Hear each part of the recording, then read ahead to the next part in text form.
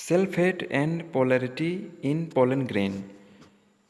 तो pollen grain के development के दौरान उनका सेल फेट क्या होता है और पोलैरिटी कैसी होती है सेल्स की, उसके बारे में देखेंगे।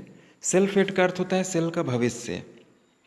ठीक है, जो उसमें सेल्स हैं उनका क्या भविष्य है, मतलब वो क्या कार्य करेंगे या क्या बनेंगे।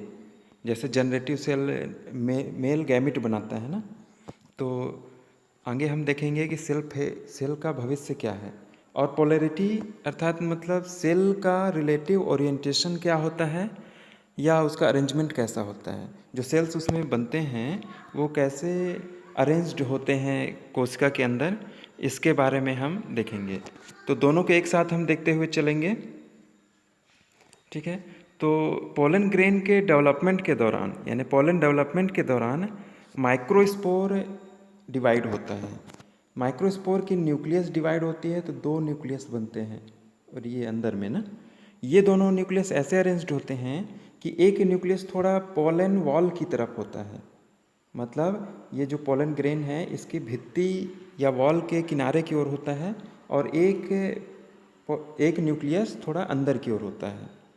ठीक है, तो जो न्यूक्लियस किनारे की ओर है वो न्यूक्लियस के चारों ओर से एक सेल प्लेट बन जाता है, मतलब एक सेल मेम्ब्रेन बन जाता है। ठीक है, और एक छोटी सी कोशिका बनती है जो कि जनरेटिव सेल होती है। ये स्मॉल होता है ना, स्मॉल साइज का एक जनरेटिव सेल बनता है। कौन से न्यूक्लियस से, जो कि पोलन ग्रेन के वॉल के किनारे की ओर थी।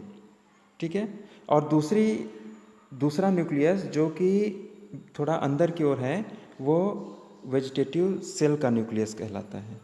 ठीक है, और वो न्यूक्लियस वेजिटेटिव न्यूक्लियस कहते हैं, और वो जो सेल होगा उसको हम क्या कहेंगे, वेजिटेटिव सेल।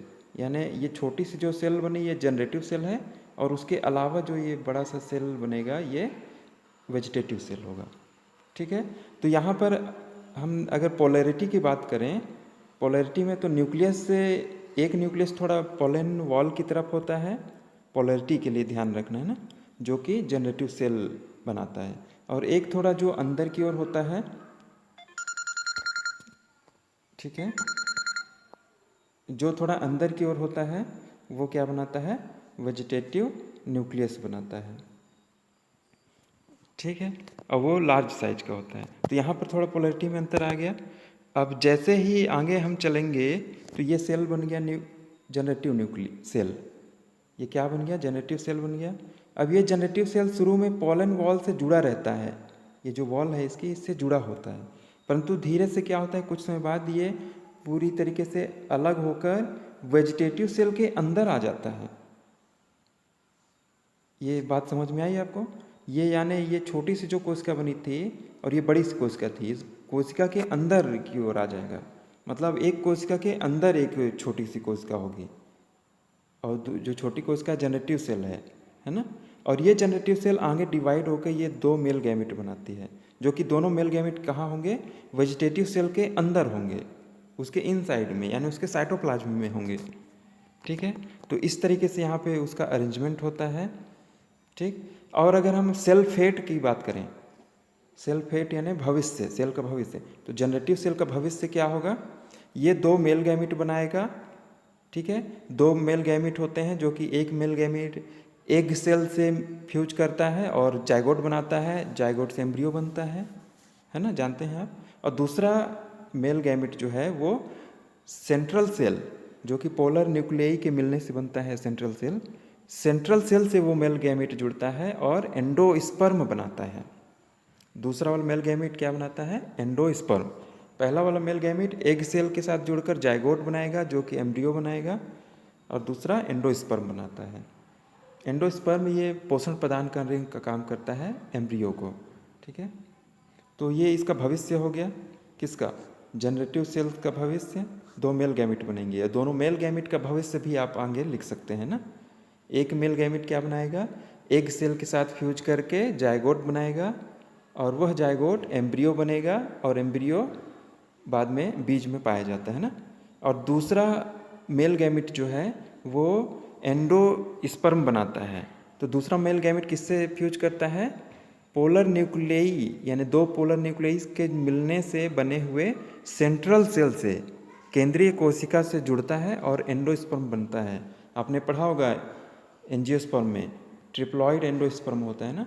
तो एंडोस्पर्म को हम भ्रूण पोष कहते हैं, यानी ये भ्रूण को या एम्ब्रियो को पोषण या न्यूट्रिशन प्रदान करने का काम करता है। ठीक है, तो ये दोनों मेल गैमेट का भविष्य आप बता सकते हैं। जनरेटिव सेल का भविष्य क्या बताएंगे कि ये 2 मेल गैमेट बनाता है। ठीक, वेजिटेटिव सेल का भविष्य क्या बताएंगे? वेजिटेटिव सेल का भविष्य होता है कि ये पोलन ट्यूब बनाता है। जब ये पोलन ग्रेन अंकुरित होता है तो पूरा पूरा उसका साइटोप्लाज्म या कोशिका द्रव्य ये पोलन ट्यूब में ट्रांसफ़र होते जाता है। और उसका न्यूक्लियस भी देखिए, ये जो न्यूक्लियस है किसका न्यूक्लियस है? वेजिटेटिव सेल का न्यूक्लियस है। इसको हम वेजिटेटिव न्यूक्लियस ही कहते हैं ना। वेजिटेटिव न्यूक्लियस सबसे आगे आगे चलता है और वहाँ पर वो काम करते हुए एक गाइडेंस देता है और उसके पीछे पीछे दोनों मेल गैमेट चलते हैं। ठीक है, तो हम जानते हैं कि पोलन ग्रेन कहाँ अंकुरित होता है? स्टिग्मा पर। स्टिग्मा पर अंकुरित होता है और वो लंबा सा पोलन ट्यूब बनता है। ये क्या है? Pollen tube. तो लंबा सा जो पोलन ट्यूब है वो कहाँ तक जाएगा? ओवरी के अंदर जाएगा। ओवरी के अंदर ओव्यूल रहता है, ओव्यूल के अंदर जाएगा और ओव्यूल के अंदर एम्ब्रियो सैक रहता है। एम्ब्रियो सैक के अंदर एग सेल के साथ मिलता है और एम्ब्रियो सैक के अंदर सेंट्रल सेल भी होता है जहाँ पर ये ज्वाइन करके एंडोस्पर्म बनाता है और भ्रूण बनाता है, एम्ब्रियो बनाता है। ठीक है, तो दोनों मेल गैमेट वहाँ तक ट्रांसफ़र होते हैं। तो हम पोलैरिटी के हिसाब से देख रहे हैं, तो यहाँ पर पोलैरिटी के बारे में भी थोड़ा सा देख लेते हैं। यहाँ पर अब क्या है, सबसे आगे क्या है? वेजिटेटिव न्यूक्लियस होता है। ये इसका अरेंजमेंट है ना। सबसे आगे वेजिटेटिव न्यूक्लियस, उसके पीछे एक मेल गैमेट और दूसरा मेल गैमेट उसके भी पीछे। इन दोनों मेल गैमेट को कभी कभी हम अलग से नाम भी देते हैं। ठीक है, SVA यानी sperm associated with vegetative nucleus और SUA है ना, स्पर्म अनएसोसिएटेड विथ वेजिटेटिव न्यूक्लियस। ये दोनों नाम क्लियर हुए क्या? जो पहले वाला होता है ये वेजिटेटिव न्यूक्लियस के पास में है, इसलिए इसको हम SVA कहते हैं। ठीक है, मतलब वेजिटेटिव न्यूक्लियस से एसोसिएटेड है। और जो दूर में है ये वाला वो अनएसोसिएटेड है, यानी जुड़ा हुआ नहीं है, दूर है थोड़ा, तो उसको SUA। ठीक है, S यानी स्पर्म सेल को बोला गया है। स्पर्म में मेल गैमेट को स्पर्म सेल भी कई बार हम कहते हैं ना। तो ये दोनों मेल गैमेट का नामकरण करते हैं। मेल जर्म यूनिट एक कॉन्सेप्ट है, उसमें ये नाम आपको मिल जाएंगे। क्या? Male germ unit. ये रिप्रोडक्टिव यूनिट होता है, सॉरी। ठीक है, तो इसमें आगे कैसे ट्रांसफ़र होते हैं, तो ये पोलैरिटी यहाँ पर आप समझ सकते हैं। इससे पहले हमने पोलैरिटी कहाँ देखा था? ये न्यूक्लियस की पोलैरिटी कैसी थी? एक बीचों बीच था और एक थोड़ा पोलन वॉल के किनारे की ओर था ना। और सेल फेट की बात करें तो जनरेटिव सेल क्या बनाता है इसके बारे में लिखना है। वेजिटेटिव सेल क्या बनाता है? वेजिटेटिव सेल ये पोलन ट्यूब बनाता है ना। जेनेटिव सेल मेल गैमेट बनाता है। फिर ये मेल गैमेट कैसे आगे जाके क्या बनाते हैं, है ना। दोनों मेल गैमेट के बारे में एक्सप्लेन करना है, जैसे कि मैं इसमें बता चुका हूँ। तो self hate and polarity in pollen grain, pollen grain के डेवलपमेंट के दौरान कैसा होता है इसके बारे में हमने देखा। तो इतना ही देखते हैं हम।